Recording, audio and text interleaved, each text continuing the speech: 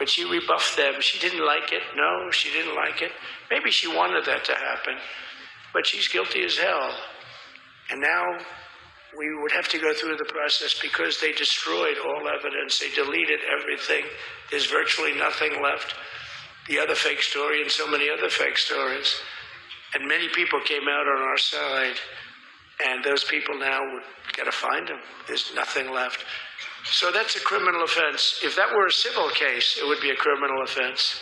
If that happened civilly where you did that, it would be a criminal offense. So I decided I'm not going to make this speech complicated. I'm going to make it beautiful. I'm going to make it a unifying speech. And then when they said we have a group of people that are serious Trump fans, I said, this is the time to tell those stories.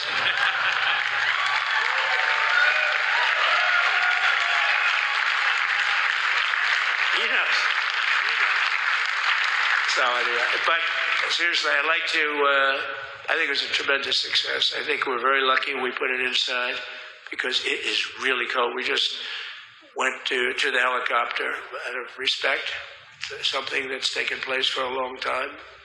I guess it's as old as helicopters. You used to get into a stagecoach, now you get into a helicopter. Times change. But it's pretty old custom. And it's a beautiful custom, actually. It's a beautiful custom. I wish we could have had a better relationship. I wish we could have had a better relationship between Republicans and Democrats. I was with Senator Schumer. I said, Chuck, I think it's time we all start getting along a little bit because it doesn't make sense. I mean, we literally never get a Democrat vote. They never get a Republican vote, almost. And although there is a bill coming up very shortly that we have a lot of Democrat votes, right? It's going to be a very beautiful bill. We're going to have a deciding, I would say, within a week or so, I think. And it's going to be a very good bill. You all know what I'm talking about. So I just want to thank you all for being here. You have been our fans from day one. All these people all over. You've been our fans. This has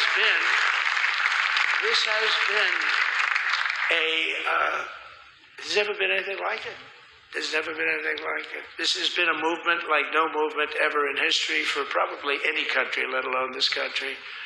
You know, if somebody's running for president, and if they go out and they announce they're going to Arizona, they're going to Nevada, they're going to someplace, if you have 200 or 300 people, that would be standard. Ronald Reagan would go out. I mean, outside of the last couple of days where people get a little excited, but even then you have a couple of thousand people. But if you're going to go someplace, any one of the swing states, any one of the other states, I mean, how about the non-swing states? We won Alabama by 48 points. We won Tennessee by massive numbers. Wyoming, we won by numbers that are, nobody's ever seen numbers. And, you know, places like California, we did great, but when they send out like 38 million ballots, nobody knows where the hell they're sending them, and then they come pouring back, the whole thing. You know, they passed a law in California that if you work in an election bureau and if you so much as ask for a voter ID, if you say, sir, ma'am, could I please look at your voter ID? They have the right to put you in jail. You're a criminal. Can you believe that? There's only one reason that happens. They want to cheat. So they had it where voter ID wasn't accepted. But now if you even ask for it, this is seriously a bill that was just signed. It passed in their legislature, and it was signed. And I think when we get things cleaned up and we get back to a little bit of normalcy, I'm going to ask the Speaker to really get involved because I think we would have won the state of California because, you know, if you look at my numbers with Hispanic, we're at 56%. And we were winning. We won the Texas border that had never been won, as the governor said. He's doing a good job, the governor, by the way, of Texas. But as the governor said, it hasn't. Oh, did I get lucky? Did I get lucky? Supposing I said, you know, he's not here, but the governor of Texas has done a terrible job. Wow, look at you. You mean we couldn't get you up in the front row? I tell you. Supposing I said, J.D., the governor of Texas, is not doing his job. You heard what I said? See, I didn't know you were there. I said he's doing. he's doing a great job. He's doing a phenomenal job. But now you're going to have a partner that's going to work with you because you didn't have. Not only did he have a partner, he had people selling the wall. Right? We have a fence structure that we worked on, the governor worked on with me, and I didn't love it, to be honest with you. I wanted a nice precast concrete, 40, 50 feet high, like a beautiful, could have been a T-shape, Y-shape. I love construction. I wanted that sucker to go up maybe 50, 60 feet. It would have looked beautiful, a nice Y shape. And they said, the problem is, sir, they climbed that like a rabbit. I said, what do you mean? No way. And they brought some of these guys out. They climbed it like... And the other thing is you hit it with acid and the thing will disintegrate. They have things for concrete. So they needed very hardened steel, very special steel. And then they did 7,000-pound concrete inside that steel, inside that steel. And then they have a rebar that's the toughest steel made. Very hard to cut. So this is why very little is cut. I mean, it's right. And then they put a anti-climb panel on top. I hated it. I said, it's so unattractive. And I said, why would that work? I don't believe it works. And I went to watch. The Border Patrol gave a display. We had actually 2 sets of climbers. The guys that climb up walls with drugs on their back, I mean, they got like 60, 70 pounds of drug, and they go as fast as you can walk. They go bip, bip, bip. Or we have Mount Everest-type climbers. And honestly, the drug guys were much better. I couldn't. The drug guys blew them away, right? But it's true, the anti-climb panel, they couldn't get around it. They just couldn't. You didn't have it. So sometimes you sacrifice beauty for efficiency. And we did. So we built this wall, and we built over 500 miles of wall. That's why we had such good numbers. The famous chart that came down, very thankfully, the chart that came down on my right, Governor, had I not looked over there, I'm not speaking right now. You might be speaking there. You want to know the truth? You, JD, we've got a lot of great people in this party, but I got very lucky, but we had the best numbers we've ever had. But I bought, what happens is when you fill it up, it's like water. You fill it up. Now we have 571 miles of wall. And they would always say, when we renovated a wall, so there'd be like a piece of plywood sitting there for 60 years, or a 2x4 sitting for 60 years on the ground and rotting.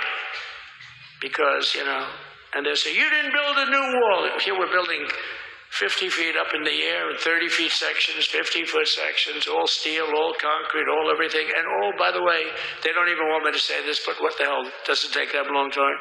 They were all wired for all of the equipment. We put wires in everything so they can easily wire for all the different types of equipment. And if there's a doubt, we have a wire.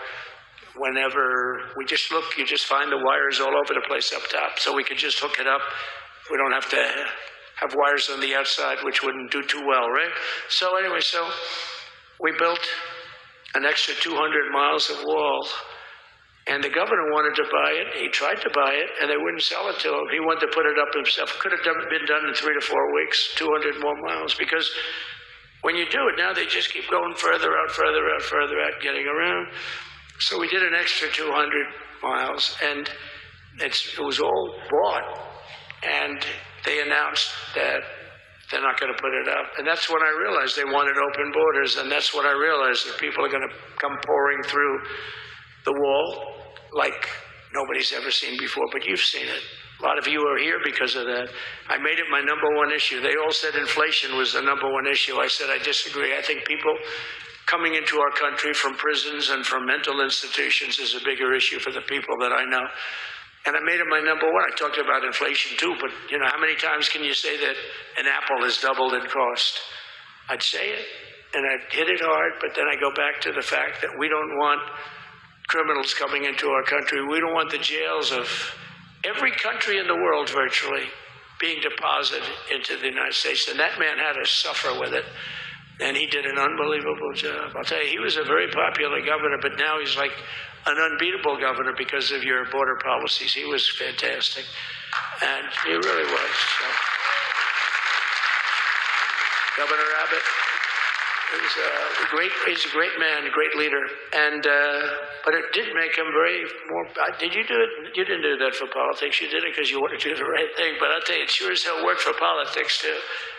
It's self-preservation. That's right.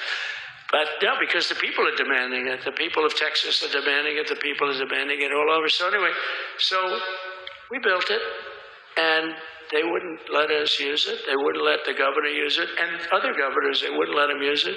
But he was the leader of the pack and did a great job. And then we heard about a month ago that not only wouldn't they let us use it, they were selling it. They were going to sell it for 5 cents on the dollar. Now, 5 cents on the dollar then, but today it would cost more than twice as much to build because we bought it like 6 years ago. And it was just sitting on the ground, and that does not do well for the whole thing. But it was just sitting on the ground, and I heard about it, and I called the governor, and I called a lot of people, your attorney general. And here's the story. They were going to buy it, and these are great business people. They were going to buy it for 5 cents on the dollar or less, and they were calling us up, we'll sell it to you for 200 cents on the dollar. In other words, it will cost you twice as much, so it's 200 cents on the dollar. I said, can somebody explain that to a judge? I mean, how corrupt is that? You'd think they'd say, maybe we'll sell it to you for 20 cents, 30 cents, but not 200 cents. So they were going to buy something for 5 cents, and they were going to sell it to us for a fortune. They were going to make it would be, they'd have it down that in Fortune magazine, they'd put it of the deal of the year, okay? You buy something like that. But it was so corrupt and so horrible. And when we told that to the administration, they didn't care. They just kept going forward. They couldn't care less. And they kept going forward. They knew that they were trying to sell it back to us. They would have sold it back to us. You would have ended up buying it. You would have paid probably 50, 60 cents. Who knows? But they were going to use it for scrap metal, but then they made a much better deal. They could just buy it and sell it to us for 15, 20 times what they paid. 20 times, think of it, like 20 times what they paid. And we wouldn't let it happen. And the governor with his attorney general, Ken Paxton, they made a fantastic, they're a good lawyer. He's pushed around pretty good by people, right? I said, you got a great attorney general. They should leave him alone. He was with me.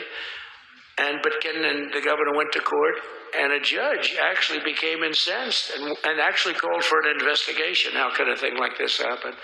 So he stopped it. So we're waiting to put that wall up. And now that you have a new president, that wall will go up so fast. The governor will complain, sir. This is Greg Abbott, sir. Please, the wall is going up too fast. Please don't do that. You know the story about winning. No, we're going to win too much. We're winning too much. Please, let's stop. People always love that one. We'll do this with the wall. Governor Abbott calls, sir, the wall is going up too fast. We can't take it. We just can't take it. No, I think you'll be very happy if the wall goes up too fast, right? But we'll get that done. We'll work with you on that. But it was a great decision by a great Texas judge, right? And it was beautiful, beautiful to watch. We stopped them right in their track. I mean, they were literally loading this stuff onto trucks. It was terrible. Honestly, it was terrible. And he wouldn't take it. So I'm so glad I mentioned that they have a really good governor in Texas. And I swear, I didn't know he was here. I swear to you, it sounds like a setup. I didn't know you would end. Did I get lucky? I said the right thing. Because there have been moments when I wasn't so happy with him, you know? But not too many, I can tell you that. So anyway, it's good to see you too, Governor. Great. But I just want to thank everybody. You've been incredible. I recognize so many of you. It's so crazy. But this has been a long journey. This was a journey that started in 2015, probably started 20 years before that. People used to say, you're going to run for president? You're going to run? And I always said, no, I don't want. And then one day I said, let's give it a shot. And what I talked about then was the border, too. I think it probably was the #1 issue for me. Back in 2015, 2016, I talked about the border. And now I talked about the border, but this border is much worse. We fixed the border. It was totally fixed. There was nothing to talk about. 2020, by the way, that election was totally rigged, but that's okay. It was a rigged election. You know the only thing good about it? It showed how bad they are, showed how incompetent, and frankly, historically, this is a much bigger event. If that would have gone like it should have. The bad thing about it is some bad things happened, like a lot of people in our country that wouldn't be in our country right now. So, you know, that's the bad part. But I will say that It started in 2015, and right from the beginning, we went to the top. The day one, they announced Trump, and Trump went to number one and stayed there for the whole primary. And then we took on Hillary. She didn't look too happy today. We took on Hillary, a very nice person, but we took on Hillary and we defeated Hillary, and then we did much better the second time in 2020. You know, we got millions more votes. We got millions, like 10, 12 million more votes than we did the first time. No president has ever gotten that many more votes. I got like 9 million more than anybody else had ever gotten. And they said we lost. And because of that, I said to Melania, what do you think? And she said, you want to do this again? And had we lost, and had I thought we lost, I wouldn't do it again, because that's like the ultimate poll, right? But I knew how well we did, and this time we made it too big to rig. It was so big. They tried. They tried like hell. But they tried to do it, and around 9:02 they gave up. Last time they did bad things, but this time they just said, you know, I don't know if you saw Mr. Speaker in Washington, they had placards. They were all set to march. They thought it'd be closer. A gentleman asked me, a very respected gentleman asked me yesterday, how come the polls were so wrong? They showed you winning, but not in a landslide. I said, because people that are true Trumpers are so angry at the whole polling system and at the writers, the fake news, that they don't want to talk to anybody. So when you call somebody from Trump, who are you voting for? They say, it's none of your business. I'm not telling you. And that was probably 40% of the people they called. So they would discard that one, and they didn't show that. And then when the election happened, you know, the vote came, and it was much different, much higher than we're going to win, but they really thought, they couldn't believe it. The one man said, I mean, it was so much higher. We won all 7 swing states. We won the popular vote by millions of votes, which is hard for a Republican. I'll tell you who came through. The unions came through. The auto workers were great. The Teamsters were great. The firemen were great. I think almost every union was great. The only one that weren't great, although Sean was great, and the Teamsters, Sean O'Brien, the head of the Teamsters, was fantastic. But generally speaking, the head of the union was against Trump, but the union would be with us for like 85%. Look what we did with the auto workers in Michigan. Look what we did with the Teamsters. The Teamsters were unbelievable. They were a solid Democrat vote, and they voted for Trump. So we had a great experience. Now we have to go to work and get it done, because we have to do something that's going to be great. We're going to turn our country around, and we're going to turn it around fast. And I think this was a better speech than the one I made upstairs, okay? I think this was better, JD. I think this was much better, and I got to see my friend. So, Governor, take care of yourself. You call me, we'll start working. You know what that means with him? He's going to be calling me tomorrow morning at about 6. And I said, how about next week? You call me, and we're going to get it started real fast. We'll really help you a lot. You've done a fantastic job protecting something. It's not supposed to be for the states. And amazing job you've done. Thank you very much. And I want to thank everybody. And I have a First Lady who's been incredible.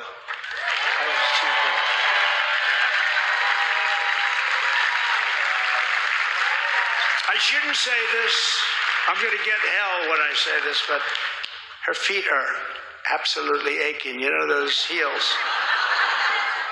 And we thought we were leaving. We were going home. Sir, would you be able to go down and say hello to some of your other fans that are here? I said, oh, I didn't know that. Wow. Did you get to see pretty clearly the picture, I hope? Good. That's good. But because you wouldn't want to make the same speech again, right? But she said, darling, I love you so much, but my feet are killing me. I said, honey, let me just see how far it is. I asked the person. Oh, not that long, maybe 400 or 500 yards. That's 5 football fields. I said, can you make it? She said, we're going to make it no matter what. We're going to make it because we have to go, right?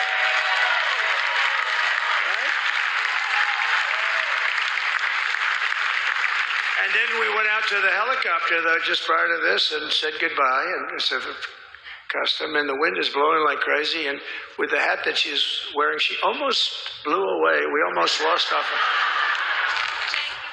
She was being elevated off the ground. She almost blew away. No, so we all appreciate it because you've been a great First Lady, a beautiful and a great First Lady.